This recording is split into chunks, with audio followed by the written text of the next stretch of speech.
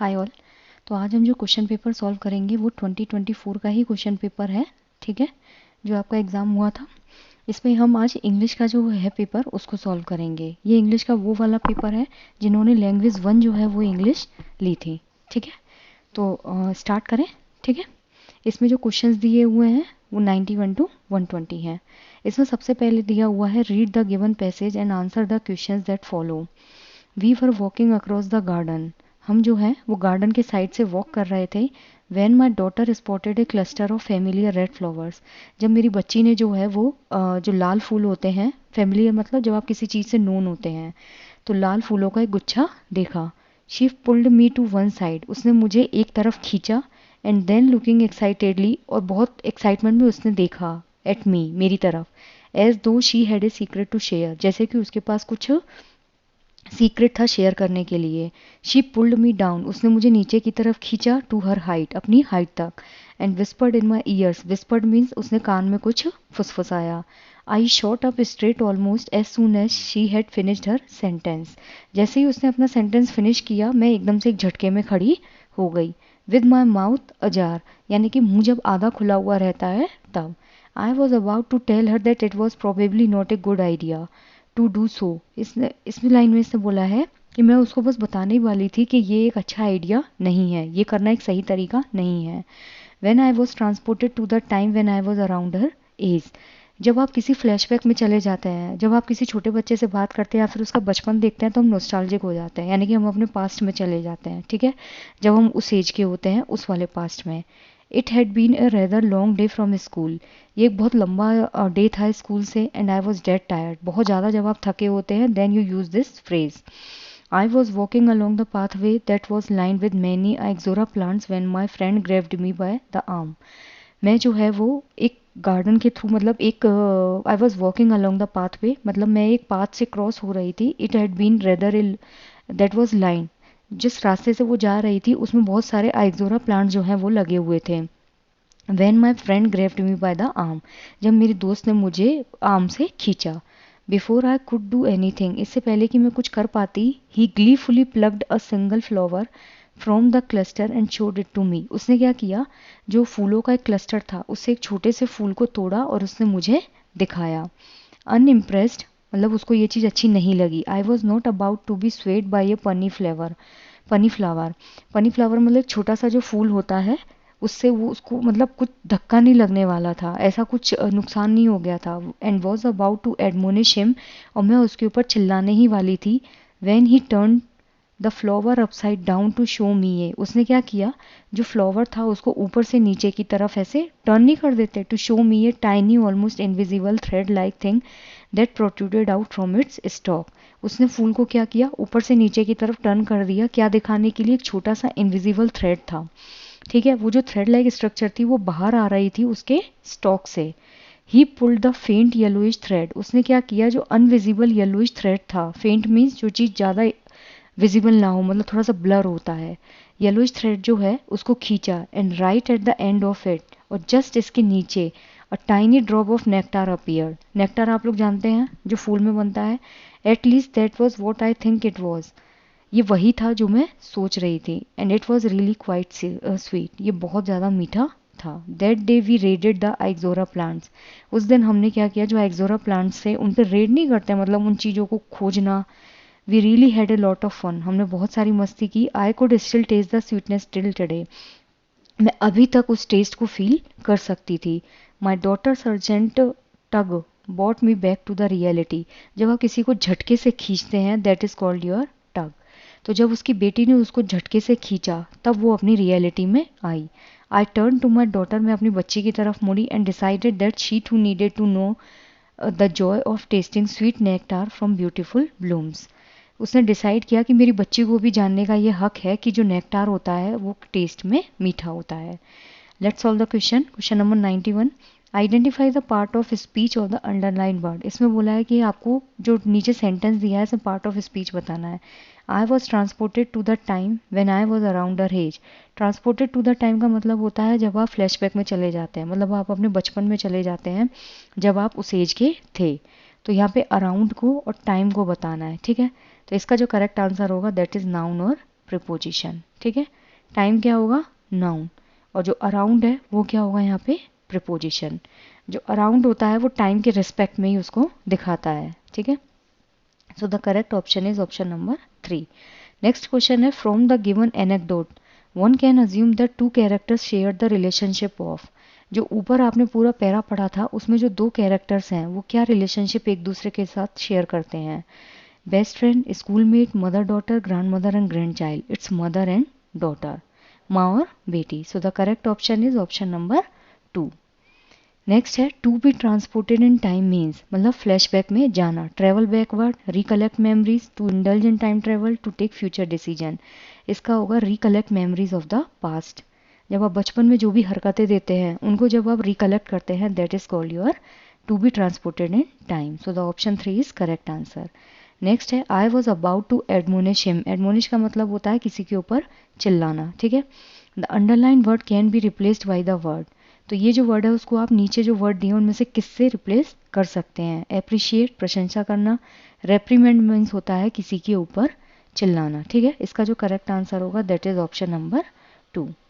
Next है, complete the word analogy. Cluster, bunch. Cluster means जैसे बहुत सारी चीज़ों का जो गुच्छा होता है, बंच भी सेम है। पनी मीन्स छोटा और बहुत डेलिकेट, तो इसका जो होगा that is delicate. Option 1 is the correct answer. Colourful, रंगीन होता है। लॉन्ग स्टॉक, जिसका तना लंबा होता है।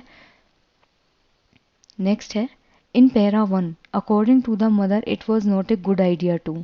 जो पैराग्राफ 1 है उसमें माँ बोलती है कि ये गुड आइडिया नहीं है। To taste sweet nectar from the flowers, raid the ixora plants, walk in the garden the whole day long and walk along the pathway alone, ठीक है। तो जो आइडिया, ये जो पैरा 1 है इसमें माँ सोचती है कि ये एक अच्छा आइडिया नहीं है, ठीक है। I was about to tell her that it was probably not a good idea to do so. क्यों? क्योंकि उसकी बेटी जो है वो कान में बोलती है कि जो फूल हैं उनके नेक्टार को टेस्ट करते हैं, ठीक है। तो test sweet nectar from the flowers, इसका करेक्ट आंसर होगा 1। पूछा क्या है, माँ के अकॉर्डिंग क्या गुड आइडिया नहीं था, taste sweet nectar from the flowers. Next question है, to be dead tired doesn't mean. जब आप बहुत ज़्यादा थके हुए होते हो तो उसका मतलब इसमें से क्या नहीं है। To feel too tired to walk, जब हम थके होते हैं तो वॉक कर पाते हैं, नहीं। टू बी कम्प्लीटली एग्जॉस्टेड, बिल्कुल सही है, जब आप कंप्लीट एग्जॉस्ट हो जाते हैं। टू बी एग्जॉस्टेड, बिल्कुल सही है। बट टू फील रिफ्रेश्ड, जब आप बहुत थक जाते हैं तो आप रिफ्रेश्ड हो ही नहीं सकते। So the option 4 is correct answer. Next question है 98। Read the following sentences, the child was excited to share a secret with her mother. बिल्कुल सही है कि जो बच्चा है वो अपनी माँ से एक सीक्रेट शेयर करने के लिए बहुत ज़्यादा एक्साइटेड था। क्यों? The mother was in disbelieve and went down memory लेन, क्योंकि माँ जो है उसको विश्वास नहीं हो रहा था और वो एक अपना जो बचपन में उन्होंने किया था उस मेमोरी लेन में वो चली गई थी, ठीक है। तो इसका जो करेक्ट ऑप्शन होगा कि ए और आर जो है वो दोनों ही सही हैं, और जो आर है वो एग्जैक्टली डिफाइन करता है ए को।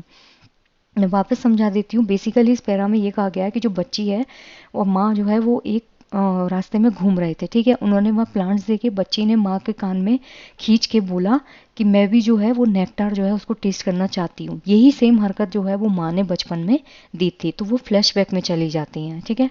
और फ्लैशबैक में जाने के बाद वो ये चीज़ पूरा रिकॉल करती हैं कि कैसे उन्होंने और उनके फ्रेंड ने जो है ये चीज़ की थी। नेक्स्ट क्वेश्चन है, read the following sentences. The writer is traumatized by the memories of her childhood. The daughter's secret brings back nostalgic memories of the school days. The writer wants her child to be connected to the sweet pleasure of nature. तो इसका जो correct answer होगा that is option number 4। जो B और सी है वो correct है और जो ए है वो इनकरेक्ट है। क्यों? देख लेते हैं। पहला है, राइटर जो है वो ट्रोमेटाइज्ड है अपने बचपन की यादों से। नहीं, राइटर ट्रॉमा में नहीं है, ठीक है। वो बस अपने नॉस्टैल्जिक उसमें चला जाता है। Daughter secret brings back nostalgic memories of the school days, बिल्कुल सही बात है। जो बच्चे की मेमोरीज हैं वो नॉस्टैल्जिक वे में माँ को ले जाती हैं। The writer wants her child to be connected to the sweet pleasure of nature, बिल्कुल सही बात है। जो राइटर है वो अपने बच्चे को जो नेचर है उसके साथ कनेक्ट करना चाहती है। सो बी और सी जो है वो बिल्कुल सही है और ए जो है वो इनकरेक्ट है। नेक्स्ट दिया हुआ है यहाँ पर एक नीचे एक्सट्रैक्ट दिया हुआ है और फिर आपको क्वेश्चंस के आंसर बताने हैं। That is 100 to 105। My tea is nearly ready and the sun has left the sky. मेरी चाय ऑलमोस्ट तैयार है और जो सन है वो आसमान छोड़ चुका है, मतलब शाम हो चुकी है, ठीक है। It's time to take the window to see Leerie going by. अब ये विंडो पे देखने का टाइम है कि जो लीरी है वो जा रही है। For every night at tea time, चाय के टाइम पर, हाँ, हर वक्त, before you take your seat, with lantern with ladder he comes up posting up the street. वो लैंटर्न के साथ आता है और लेडर के साथ आता है, और जो गलियां हैं उनको लाइट अप करता है। Now Tom would be A driver, जो टॉम है वो एक ड्राइवर होगा, और मारिया जो है वो सी पर जाएगी। एंड माई पापाज बैंकर, और वो पापा जो है वो एक बैंकर है। As rich as he can be, और वो बहुत रिच हैं जितना वो हो सकते हैं। But I when I am stronger, लेकिन मैं जब मैं बहुत स्ट्रांग होता हूँ, choose what I am to do, मैं वो चूज़ करता हूँ कि मैं क्या कर सकता हूँ। O Leerie I will go around at night and light the lamps with you. मैं क्या करूँगा, रात में जाऊँगा और जो लैम्प्स हैं तुम्हारे साथ, नाइट में उन लैम्प्स को जलाऊँगा। For we are lucky with a lamp before the door, हम बहुत लकी हैं क्योंकि हमारे डोर के बाहर क्या है, लैम्प है। And Leerie stops to light as he light so many more, जो लीरी है वो क्या करेगी, इसको लाइटन अप नहीं करेगी क्योंकि उसको बहुत सारी जगह लाइट्स करनी है। And O before you hurry by with ladder and with light, O Leerie see a little child and nod to him tonight. अब इसमें हम क्वेश्चन सॉल्व करते हैं। Why does the poet consider himself to be fortunate, जो poet है वो अपने आप को फॉर्चुनेट कंसीडर क्यों करता है। यहाँ पे लिखा हुआ है for we are lucky with a lamp before the door, fortunate means lucky, ठीक है। He has a rich banker father, no. He doesn't have to light other people's door, no. He has light at night by his door, सही है। He is strong and doesn't have to make a choice in his life, गलत। तो इसका जो correct answer होगा that is option number 3, कि उसके घर के बाहर जो है वो लैम्प है। The phrase the sun has left the sky indicates that, ये फ्रेजल वर्ब है, इसका मीनिंग बताइए। जो सन है वो बादल छोड़ चुका है। इट्स मॉर्निंग नहीं, इट्स आफ्टरनून नहीं, इट्स आफ्टरनून नहीं, बट इट्स इवनिंग टाइम, शाम में क्या होता है, सूरज जो है वो छुप जाता है। नेक्स्ट क्वेश्चन है, read the following sentence. The poet occasionally has a light outside his door, the poet wants to be a banker like his father when he grows up, the poet is fascinated by the lamp lighters profession. अब इनमें से आपको correct options बताने हैं कि क्या सही है और क्या गलत है, ठीक है। जो पोइट है वो एक पोइट जो है वो उसके घर के बाहर ओकेजनली लाइट है, नहीं, उसके घर के बाहर तो लाइट है ही। The poet wants to be a banker like his father when he grows up, and the poet is fascinated by the lamp lighters profession, ठीक है। तो इसका जो करेक्ट आंसर होगा that is A and B are incorrect and C is correct, ठीक है। जो poet है वो अपने फादर की तरह बैंकर नहीं बनना चाहता, लेकिन हाँ, जो पोइट है वो फैसिनेटेड है जो लैम्प लाइट प्रोफेशन है उससे, ठीक है। So the correct option will be option number 3, मतलब उसने बोला भी है कि वो क्या करेगा, बाहर जाके लाइट करेगा। ओ लीरी स्टॉप्स लाइट, ये रहा, O Leerie I will go around at night and light the lamps with you, ठीक है। मैं रात में तुम्हारे साथ जाऊंगा और लाइटिंग करेंगे, ठीक है। So the option 3 is the correct answer. Next है, with reference to the poem complete the word analogy, ठीक है। पोएम के हिसाब से एनालॉजी कंप्लीट करनी है। लीरी लैम्प लाइटर, लीरी कौन है, लैम्प को जलाने वाली। फादर बैंकर, फादर क्या है, बैंकर है, ठीक है। तो 103 का करेक्ट आंसर क्या होगा, ऑप्शन 4। नेक्स्ट है, identify the rhyme scheme in line 5 to 8। जो राइम स्कीम होती है वो कैसे बनाते हैं, जो लास्ट वर्ड होता है उसको चेक करके, और 5 से 8 में बनानी है, ठीक है। ये हो गया 1, ये हो गया 2, ये हो गया 3, ये हो गया 4, यहाँ है 5, यहाँ है 6, यहाँ 7 और यहाँ 8। इनकी हमको राइम स्कीम बनानी है। अब देखिए लास्ट में देखिए, सी ई की मात्रा आ रही है, बी ई की मात्रा आ रही है, तो ए, डू एंड यू ऊ की मात्रा आ रही है, सो इट्स बी। तो इसका जो करेक्ट आंसर होगा that is A and B, ये ना। So the option B will be the correct answer for question number 104, ठीक है।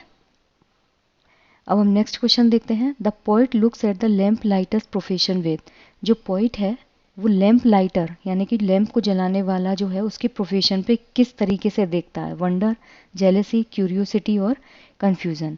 तो इसका जो करेक्ट आंसर होगा दैट इज वंडर, यानी कि बहुत एक आश्चर्य के साथ वो उसके प्रोफेशन को देखता है, ठीक है। मतलब उसको वो बहुत फैसिनेटिंग लगता है।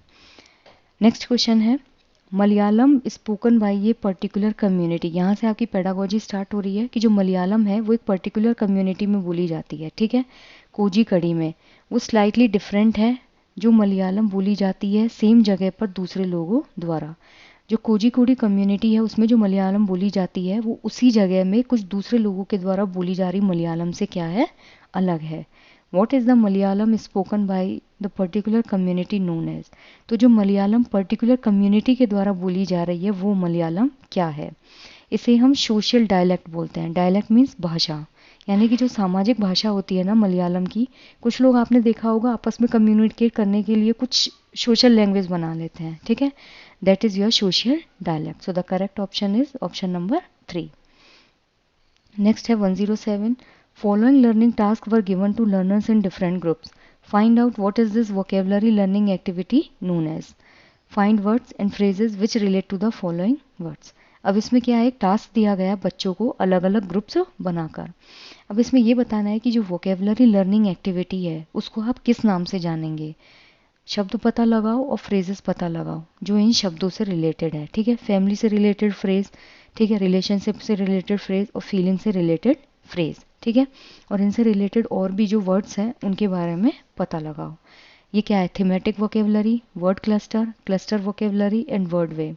ये होता है थीमेटिक वोकेबलरी, जहाँ पे क्या करते हैं छोटे छोटे जो वर्ड्स होते हैं, जैसे ये एक वर्ड है, ये एक वर्ड है, ये एक वर्ड है, इनको क्या करते हैं थीम के रूप में ऑर्गेनाइज करके उनसे रिलेटेड जो वर्ड्स होते हैं या फिर उनसे रिलेटेड जो फ्रेजेस होती हैं उनको फाइंड आउट किया जाता है। So the correct option will be option number 1, ठीक है। अब जैसे फैमिली है, इसमें आप क्या लिख सकते हैं, फादर है, मदर है, ठीक है। फीलिंग क्या है, लव है, ठीक है। नेक्स्ट क्वेश्चन है the language we use for day to face interaction is known as. जो लैंग्वेज हम दिन में यूज़ करते हैं डेली बेसिस पे और फेस टू फेस, वो क्या होता है, that's a very normal question, basic interpersonal communication skill, it's called your BICS. तो 108 का करेक्ट आंसर क्या होगा, ऑप्शन नंबर 2। ये एक ऐसी लैंग्वेज होती है जो आप डेली बेसिस पे आपस में यूज़ करते हो अपने फ्रेंड्स के साथ, फैमिली के साथ, नेबर्स के साथ। नेक्स्ट क्वेश्चन है the teacher at the secondary stage. जो टीचर है सेकेंडरी स्टेज पर गिव्स ए टेक्स्ट या शॉर्ट स्टोरी, वो क्या करता है एक शॉर्ट स्टोरी देता है and asks them to read, वो उनको उनके पढ़ने के लिए देता है और डिस्कस करने के लिए कहता है मीनिंग को and ideas of the text. जो टेक्स्ट है उसका मीनिंग और उसके ideas from the point of view of power and justice. What does the teacher attempt to develop in the learners. मान लीजिए मैं आपको क्या करूं, एक शॉर्ट स्टोरी जो है या फिर एक टेक्स्ट है वो पढ़ने के लिए दूं, ठीक है, और आपसे बोलूं कि इसको पढ़ो और डिस्कस करो, इसमें जो भी ये आइडिया ऑथर जो है वो कन्वे करना चाह रहा है, ठीक है। तो पावर और जस्टिस जो है उसके हिसाब से मैं आपसे क्या करवाना चाह रही हूँ, critical literacy skill, critical pedagogy, critical language development, higher order language skill. इसमें आपकी higher order language skill develop हो रही है, नहीं, ये तो नहीं ना कि आप हाई लेवल की लैंग्वेज जो है उसको सीख रहे हो, ठीक है। मैं कोई एमएससी का तो लैंग्वेज आपको सिखा नहीं रही या एमटेक का। क्रिटिकल पेडागोजी नहीं, ये कोई बहुत क्रिटिकल वो तो नहीं है शिक्षा शास्त्र। क्रिटिकल लैंग्वेज डेवलपमेंट नहीं, लेकिन हाँ यहाँ पर क्या कर रहे हैं, critical literacy skill. Critical literacy skill में क्या करते हैं, बच्चों को जब आप कोई भी चीज़ पढ़ने के लिए देते हैं तो वो क्या करते हैं उस चीज़ को अच्छे से एनालाइज करते हैं, ठीक है। वो इस स्टोरी को एनालाइज करेंगे और इसको अपोज भी कर सकते हैं, दैट मीन्स इसके अपोज में वो क्वेश्चन आंसर्स करेंगे, एक डिबेट ऑर्गेनाइज करेंगे, that's called your critical literacy skill. So the correct option is 1। Next question है procedural knowledge in the teaching learning grammar. जो प्रक्रियात्मक ज्ञान होता है टीचिंग लर्निंग ग्रामर में वो क्या है, knowing how to do the grammar item, knowledge about the grammatical item, knowing the rules of the grammatical item, knowing the language and its culture। इसका करेक्ट आंसर होगा दैट इज ऑप्शन नंबर 1। जो प्रक्रियात्मक ज्ञान होता है ना वो जब आप कोई चीज़ करके सीखते हैं तब होता है, और अगर ये एक बात ग्रामर की हो रही हो तो इसमें क्या होता है, ये चीज़ जानना कि ग्रामेटिकल आइटम जो है उनको कैसे यूज़ किया जाता है, ठीक है। So the correct option is option number 1। Next question है a teacher of class 7th conducts a pair work activity in which the pairs are given। वो क्या करता है पेयर्स बना देता है, दो दो का ग्रुप बना लो, तीन तीन का ग्रुप बना लो और उनको स्टोरी देता है, ठीक है। इनको क्या किया, एक स्टोरी दी, 10 सेंटेंस की स्टोरी इस ग्रुप को दी और 10 सेंटेंस की स्टोरी इस ग्रुप को दी। ये ए ग्रुप है, ये बी ग्रुप है। One in the pair reads out the first sentence. इस वाले पेयर जो है पहले वो क्या करेगा, पहले 10 सेंटेंस पढ़ेगा और जो दूसरा पेयर है वो क्या करेगा, उसको लिखेगा। ए ने मान लीजिए 10 लाइन पढ़ी, बी क्या करेगा इस टाइम इसको लिखेगा। दूसरे हाफ में क्या होगा, जो दूसरा वाला पेयर है वो उसको रीड करेगा और जो ए है वो क्या करेगा, इसको लिखेगा। ठीक है, ऐसे करके जो पेयर है वो पूरी स्टोरी को कंप्लीट करते हैं। ठीक है, जितने भी पेयर्स हैं वो स्टोरी कंप्लीट करते हैं। Later they compare their writing with the original text given to them. बाद में वो क्या करते हैं, अपनी जो राइटिंग होती है ना, जो लिखावट होती है, उसको जो ओरिजिनल टेक्स्ट दिया गया है उससे कंपेयर करते हैं। इस एक्टिविटी को किस नाम से जाना जाता है? ठीक है, तो इसका करेक्ट आंसर होगा दैट इज म्यूचुअल डिक्टेशन। क्यों? क्योंकि वो सुनकर क्या कर रहे हैं, लिख रहे हैं। उन्होंने यहाँ पर सुना भी है और लिखा भी है। So the correct option will be option number 4। Next question है question number 112। Which of the following is not a true of sign language? जो सिंबॉलिक लैंग्वेज होती है उसके रिगार्डिंग कौन सा सही नहीं है? Sign language has many varieties, बिल्कुल सही बात है। Sign language is natural language, बिल्कुल सही बात है। Sign language doesn't have a grammar, गलत। Sign language has a grammar. जो साइन लैंग्वेज होती है उसकी भी खुद की एक ग्रामर होती है। हर लैंग्वेज का अपना एक व्याकरण होता है। साइन लैंग्वेज बहुत सारी वेराइटीज़ होती है और ये एक नेचुरल लैंग्वेज है। So the correct option is option number 3। Next है question number 113। Which one of the following is true of three language formula? ये जो थ्री लैंग्वेज फॉर्मूला है वो इसमें से क्या गलत है? जो मदर टंग है, होम लैंग्वेज और रीजनल लैंग्वेज है, वो उनकी पहली लैंग्वेज होगी। सॉरी, जो ट्रू है वो पूछा है। तो जो मदर टंग होती है या आपकी घर की जो भाषा होती है या फिर क्षेत्रीय भाषा जो होती है वो आपकी पहली भाषा है, बिल्कुल सही बात है। आप जब स्कूल जाते हो तो सबसे पहले किस लैंग्वेज में पढ़ाई करते हो? अपनी होम लैंग्वेज में ना।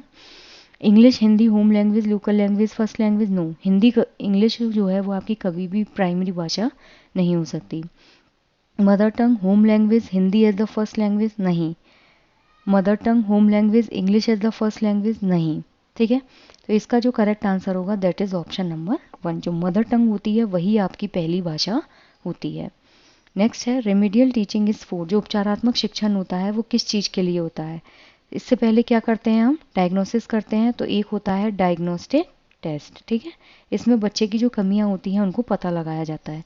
और रेमेडियल में क्या करते हैं? उनको दूर किया जाता है। ठीक है, लर्नर्स हु नीड अटेंशन और certain aspects of language learning. ठीक है, teacher who need to modify their teaching for certain student to learn the language. Learners and teachers. जो रेमेडियल टीचिंग होती है ना वो सिर्फ लर्नर्स के लिए नहीं होती और ना ही सिर्फ टीचर्स के लिए होती है, वो लर्नर्स और टीचर्स दोनों के लिए ही होती है। इसमें है स्कोर को एनहेंस करने के लिए, तो ये भी क्या होगा? गलत हो जाएगा। यहाँ पे सही आंसर क्या होगा? जो लर्नर होता है, जो टीचर होता है, उसको समझने के लिए और इम्प्रूव और मॉडिफिकेशन के लिए उनकी टीचिंग और लर्निंग स्ट्रेटजीज को। तो इसका जो करेक्ट आंसर होगा that is option number 3। Next question है 115। A method of teaching. पढ़ाने का एक तरीका जिसमें एक टीचर जो होता है और 4 जो स्टूडेंट्स होते हैं वो एक कोलाबोरेटिव लर्निंग ग्रुप बनाते हैं अलग अलग रूल्स के साथ। डायलॉग्स अगर on the context of the text passage. जो डायलॉग्स होते हैं वो जो पैसेज में लिखा हुआ है उसके बेसिस पे होते हैं। Which creates a zone of proximal development. जो क्या करता है? प्रॉक्सिमल डेवलपमेंट जो ZPD है उसको क्रिएट करता है। इन विच रीडिंग कंप्रीहेंशन इम्प्रूव। जिसमें पढ़ने की जो वो होती है वो इम्प्रूव होती है। This method is referred as. इस मेथड को हम क्या बोलते हैं?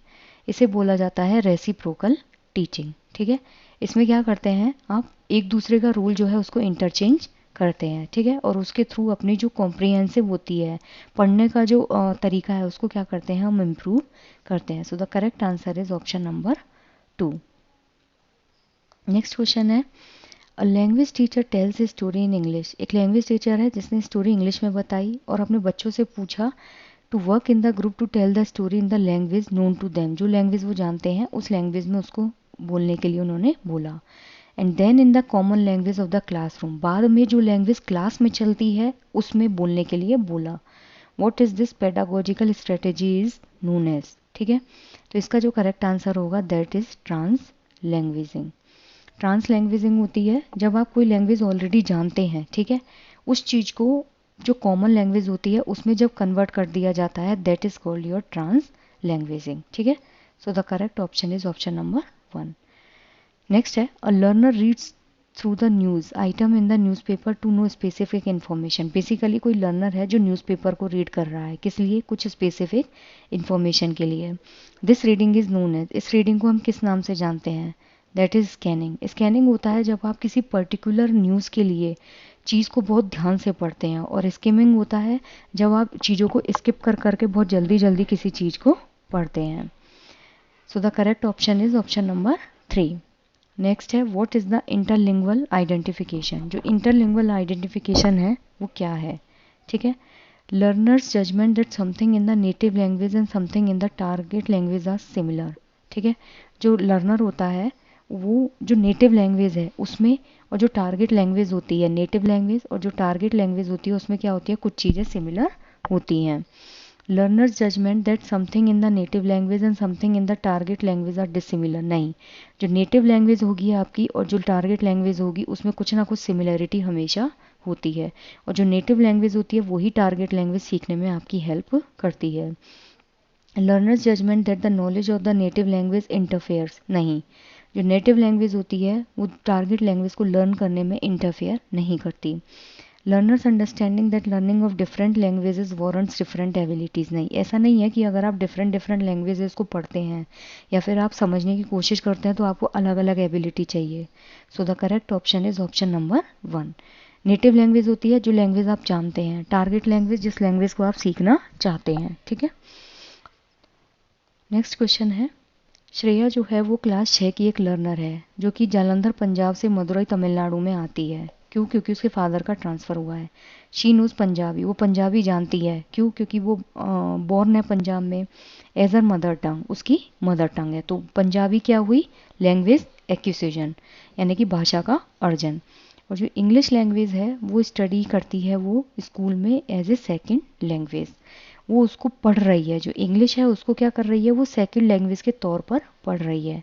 She is able to speak and read Tamil, वो क्या है, बोल भी सकती है और पढ़ भी सकती है तमिल में, ठीक है। लर्निंग फ्रॉम हर नेबरहुड, वो कहाँ से पढ़ रही है, नेबरहुड यानी कि पड़ोसियों से। Which one of the following statements is true based on the languages she knows, ठीक है। तो इसमें उसने पूछा है कि क्या जो है वो लैंग्वेजेस को लेकर के सही है। इसका करेक्ट आंसर है हर Punjabi and Tamil come under language acquisition and English comes under language learning, बिल्कुल सही है। क्यों? क्योंकि जो पंजाबी है वो उसकी मदर टंग है और जो तमिल है वो कहाँ से सीख रही है, पड़ोसियों से। तो इसमें क्या होता है, भाषा अर्जन में आपको किसी फैसिलिटेटर की ज़रूरत नहीं होती, किसी बाहरी इंसान की ज़रूरत नहीं होती कि वो आपको ट्रेन करे, वो आप खुद अर्जित करते हैं। जो इंग्लिश है वो किसके अंदर आएगी, लैंग्वेज लर्निंग। जो भाषा अधिगम होता है उसमें आपको किसी एक ट्रेन पर्सन की ज़रूरत पड़ती है जो आपको उस चीज़ को समझा सके और आपको उस भाषा में ट्रेन कर सके। So the correct option is option number 1। Next question है which of the following is not the purpose of extensive reading. जो एक्सटेंसिव रीडिंग होती है उसका कौन सा पर्पज जो है वो नहीं है। रीडिंग फॉर एप्रिसिएशन, बिल्कुल सही है। जब हम स्किमिंग करते हैं यानी कि जल्दी जल्दी द्रुत पठन जो होता है, जब हम वो करते हैं तो वो किस चीज़ के लिए हम करते हैं, अपने मनोरंजन के लिए, just for time pass, extrapolation and just for pleasure. लेकिन ग्रामर को समझने के लिए और पढ़ने के लिए हमको इंटेंसिव रीडिंग चाहिए होती है, ठीक है। जो एक्सटेंसिव रीडिंग होती है उसमें ग्रामर नहीं आती। आई जस्ट होप कि आपको क्वेश्चंस क्लियर हुए हों। तो इसका जो करेक्ट ऑप्शन होगा दैट इज ऑप्शन नंबर 3। किसी क्वेश्चन में डाउट हो तो कमेंट सेक्शन में लिखिएगा। Thank you.